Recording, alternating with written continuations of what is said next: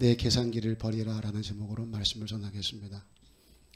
신앙생활에 있어서 가장 힘든 때가 언제냐면 말씀을 들었어요. 아멘을 했습니다. 분명 은혜를 받았어요. 근데 삶의 현장에서 그 말씀과 은혜가 작동을 하지 않는 거예요. 여기 앉아서의 믿음은 굉장히 좋습니다. 찬양할 때 모습이 아름답죠. 기도할 때 말씀이 들려질 때 은혜가 쏟아지죠. 그런데 삶의 현장에서만 보게 되어지면 그 믿음이 작동을 하지 않는 거예요. 분명 은혜 받았는데 찬양할 때 아름다운 모습이었는데 삶의 현장에 들어가면 전혀 그런 모습이 보이질 않아요.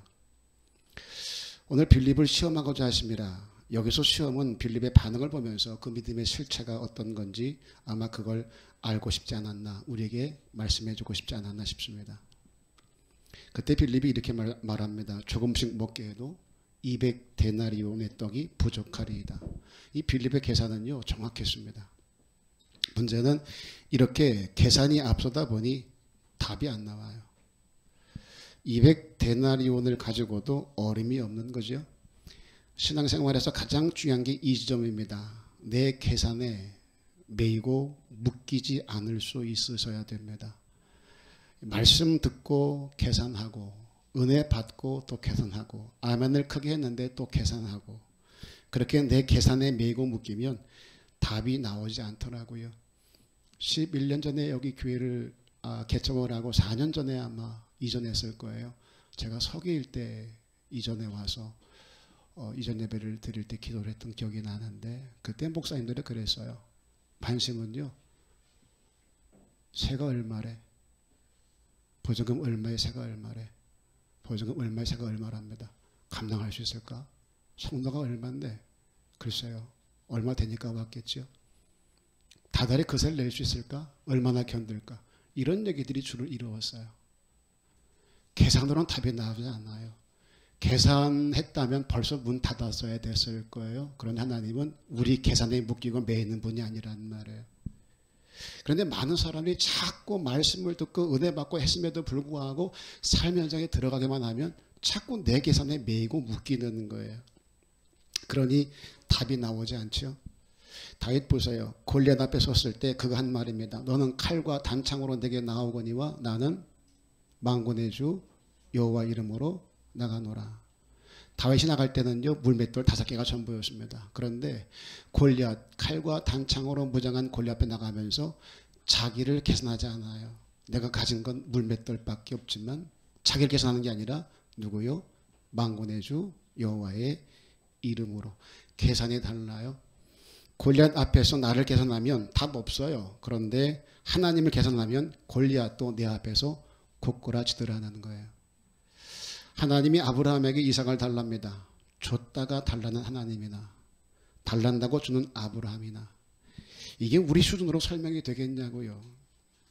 우리의 수준 가지고는 이해가 안 돼요. 뭐 그런 하나님이 다 있어. 그런다고 또 줘? 하나님은 도대체 아브라함이 뭘 보고 이런 요구를 하셨을까?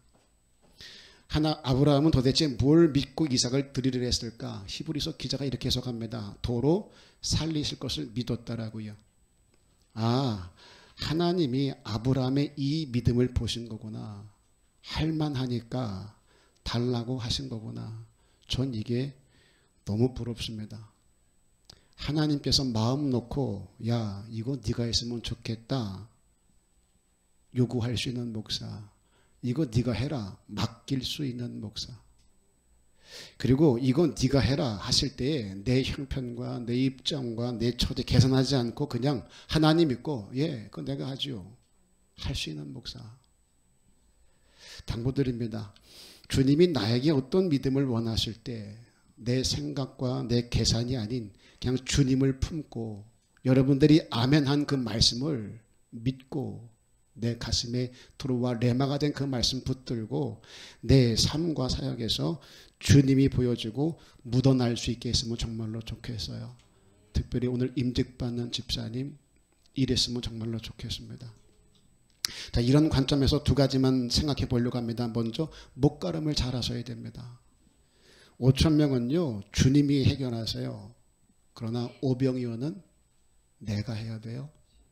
하나님이 다 하시는 기적은 전혀 없습니다. 기름병에 기름 한 방울, 가루통에 가루 한 움큼 그건 내가 하면 돼요. 그러면 하나님은 기름병에 가루통에 마르지 않게는 그분이 알아서 하실 거거든요. 하나님이 다 하는 기적이 없어요. 반드시 요구하는 게 있습니다. 특히 우리의 잘못된 생각이 있어요. 자꾸 뭔가 큰 것으로 해결하려고 해요. 그러니 200데나리온으로도 엄두가 안 나는 거예요. 그 정도 돈이 있어도 이거 해결 못합니다. 하나님의 원함은요, 내가 할 수 없는 큰 것들을 계산해서 이거 안 되겠는데요, 이게 아니에요. 내가 할 수 있는 거, 최선의 작은 거, 내게 있는 거, 그거면 충분해요. 내게 없는 큰 것을 요구한 적이 단 한 번도 없어요. 맘만 먹으면 얼마든지 가능한 것들을 요구하세요. 내 몫이 있어요. 그 몫을 원하는 거예요. 저는요, 아무리 길을 써도요, 5천 명을 먹일 능력이 없습니다. 그러나 오병이어는요, 제가 맘만 먹으면 얼마든지 할 수 있어요. 내가 할 수 있는 일을 안 해서 문제인 거지, 맘만 먹으면 얼마든지 할 수 있어요. 따져보자고요. 도시락이 그것 하나밖에 없었을까요? 다른 사람 중에는 도시락 가지고 온 자가 없었을까요? 내가 가지고 있을 때는 그냥 나 하나밖에 못 먹어요. 그런데 그 작은 도시락을 내놓으니까 5천 명이 먹더라고요. 제가 재미있는 얘기를 들었어요. 자유신학자들이 이것을 이렇게 해석했답니다. 어린아이가 도시락을 내놓자 주님이 기도했지요. 그랬더니 다른 사람들도 자기 도시락을 다 꺼내놓은 거래. 우리 소풍 가면 나 혼자 먹을 것만 싸가요? 넉넉히 싸가요? 선생님도 주고 친구도 주고, 예, 넉넉히 싸가지 않아요? 아마 이래서 5천 명이 먹고도 남았을 거라고 해석을 하더라고요. 이런 소리 듣고 무릎 치면 절대로 안 돼요. 성경을 자꾸 상식적으로 합리적으로 해석을 하고 합리적으로 믿으려고 해요. 그러면 기적은 나와 전혀 상관이 없습니다. 작은 거예요. 별것도 아닌 거예요. 그런데 주님께 드려지면 주님 손에 붙들리기만 하면 별것이 되더라고요. 옆 사람 보세요. 옆 사람 보세요. 이렇게 보세요. 예, 졸린 눈은 깨우시고, 괜찮은 사람이에요. 여러분이 생각하는 것보다 훨씬 더 괜찮은 사람이에요. 그런 분들이 주님께 붙들리면요, 어마어마해집니다. 그러니 나를 계산해서 난 못해. 내 나이가 얼마인데 난 병들어서 가진 게 없어. 나를 계산하지 말고 하나님께 붙들리기만 하면 5천 명을 먹이고도 남을 수 있다. 하나님은 내가 할 수 없는 것을 요구하지 않습니다. 내가 볼 때 할 수 없을 것처럼 보이는 것뿐이지, 내 시간, 내 건강, 내 삶의 작은 것, 그거 하나 주께 드려보세요. 하나님의 기적은 거기서 시작이 되어질 줄로 믿습니다. 오늘 임직받은 안수 집사님, 또 설혜 집사님 부족하겠죠. 내가 생각해도 내가 뭘 할 수 있을까 싶겠죠. 그런데 그런 내가 주께 붙들리면 교회 기둥될 수 있어요. 그 믿음 가지고 헌신될 수 있기를 주의 이름으로 부탁을 드립니다. 또 하나, 목가름 잘 하시고요. 또 하나, 징검다리가 되어주세요. 소년이 도시락을 얼른 내놓았을까요? 아니면 미적미적거렸을까요? 제가 여러분 얼굴 보라 그래도 미적미적거리잖아요. 뭐가 힘들다고. 도시락 내놓을 정도가 아니라 얼굴 보고 인사하자 그래도 뻘쭘하게 미적미적거린단 말이에요. 그런데 5천 명을 앞에 두고 도시락 내놓으려고 했을까요? 어린아이가. 안드레는 또 그거 준다고 얼른 받아 주님께 가져갔을까요? 혹 서로 머뭇거리지 않았을까요? 성경은 이런 얘기가 없지만 추론은 가능하잖아요. 그럼에도 주여, 여기 아이 도시락이 있는데요, 이게 얼마나 될까요? 말도 안 되는 것을 받아들고 주님께 그래도 내밀었다는 거예요. 별것 아닌 것을 들고 누군가 머뭇거릴 때 그것 가지고 주께 나아갈 수 있도록 힘이 되어주는 거예요. 이거 할 수 있지 않을까요? 오늘 임직받는 분 이거 해냈으면 좋겠어요. 나도 그랬다. 아마 우리 맹 목사님이 먼저 경험했을 거예요. 나도 목사가 됐지 않냐.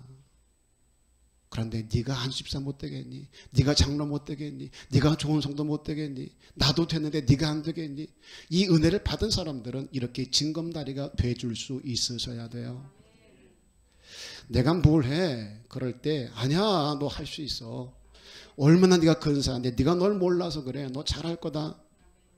우리 교회에 너만한 사람이 또 어딨냐. 얼마나 근사해요. 말하는 입이 이쁘지 않아요? 나같이 못난 사람을 오면서 저렇게 칭찬해주고 격려하고 위로한다면 얼마나 신바람이 날까요? 선배 목사가 건축을 하는데 새 신자가 전화가 왔대요. 건축 헌금을 하겠다는 거예요. 건축할 때 새 신자가.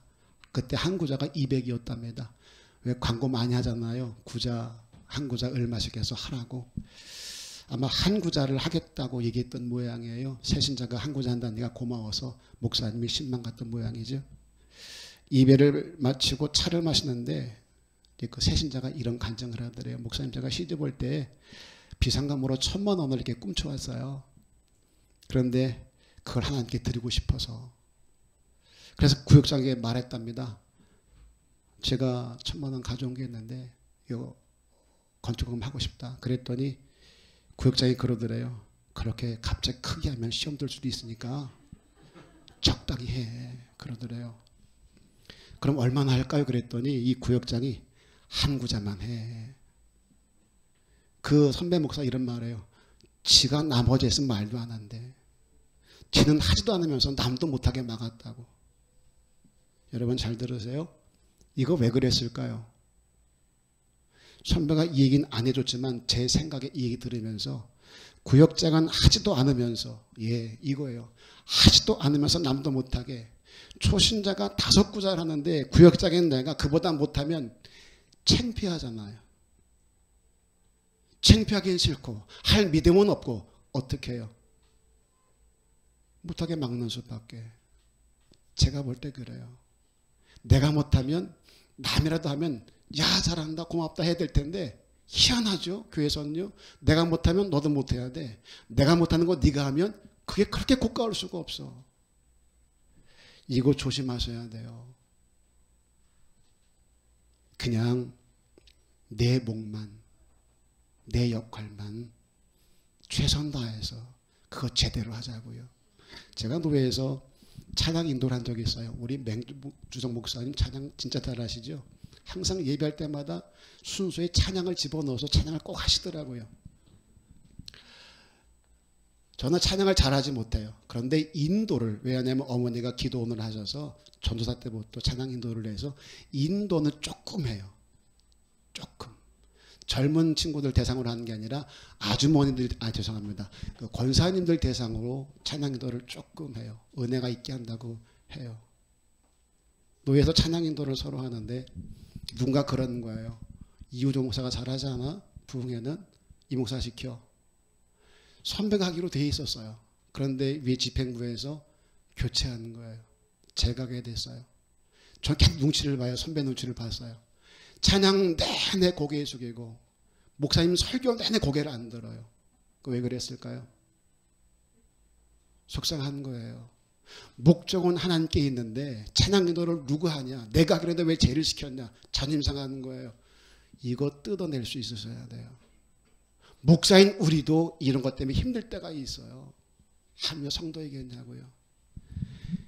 당부를 드립니다. 혹시 누군가가 나보다 잘할 때 잘한다고 칭찬해주며 징검다리 역할을 할 수 있어야 되고 부족하고 연약할 때 아니야 너 근사해 너 정도면 근사하다라고 말하며 할 수 있도록 용기와 담대함을 줄 수 있으셔야 돼요. 이게 목사 역할이고 임직자의 역할이에요. 그래야 좋은 교회가 될 수 있습니다. 다시 한 번 말씀드릴게요. 내 목계만 내 역할에만 최선 다하자고요. 만약 소년이 도시락을 내놓지 않았다면 역사가 났을까요? 안 났을까요? 주님은 이미 기적을 일으키기로 작정하셨을 거예요. 소년이 도시락 안 내놓아도 분명히 역사 났습니다. 그런데 그 현장에서 어차피 일어날 역사에 안드레가 쓰였고 소년이 쓰여졌어요. 전 이걸 감사라고 말합니다. 모르드게와 에스더 아시죠? 에스더가 왕에게 한 달을 못 나갔어요. 모르드게 사촌 오빠가 야 나가서 네가 좀 왕한테 얘기해라. 그때 뭐라 그래요? 한 달 동안 내가 부름받지 못해서 나갈 수가 없어요. 죽이는 법이 있어서 안 불러나가면 못 나가요. 그랬더니 모르드게가 이 말합니다. 너를 그 자리에 앉힌 것이 이때를 위함인지 누가 알겠냐. 네가 안 하면 하나님은 다른 사람 통해서 그 일을 이룰 거야. 그러나 너와 네 집은 죽고 망해. 하나님이 나 아니면 쓰실 자가 없겠냐고요. 맹목사가 아니면, 맹주상 목사님이 아니면 여기다 세울 교회가 없어 맡겼겠냐고요. 오늘 안수받는 집사님 아니면 세울 집사가 없어 세웠겠냐고요. 아니요. 내가 아니어도 얼마든지 하나님 불러다가 앉혀놓고 쓸 수 있는 분이세요. 그런데 그 많은 사람을 다 채워놓고 나를 불러 목사 만들고, 나를 불러 집사 만들고, 나를 불러 장로 만들어 이 일을 하게 했다. 이거 감사 아닌가요? 이걸 감사로 인지하고 받은 것을 받았다라고 표현하며 충성하고 헌신할 때, 그때 비로소 복이 되고 은혜가 될 수 있는 거예요. 우리가 안 한다고 하는 포기하지 않습니다. 어떻게든 누굴 통해든 역사하실 거예요. 그러나 나는요, 있는 것도 뺏기게 되어질걸요. 처음 행위를 가지라. 그렇지 않으면 촛대를 옮기리라. 제가 성경에서 가장 두려운 말씀이 이거예요. 처음 행위를 가져. 첫사랑 회복해. 아니면 촛대 옮긴다. 전 이게 제일 두려워요. 제가 저희 교회에서 자주 하는 말이 있습니다. 가다 말면 힘든 것만 남고 끝까지 가면 간증 남는다. 힘든 만들지 말고 나중에 찬양 만들고 간증 만들자. 끝까지 가자.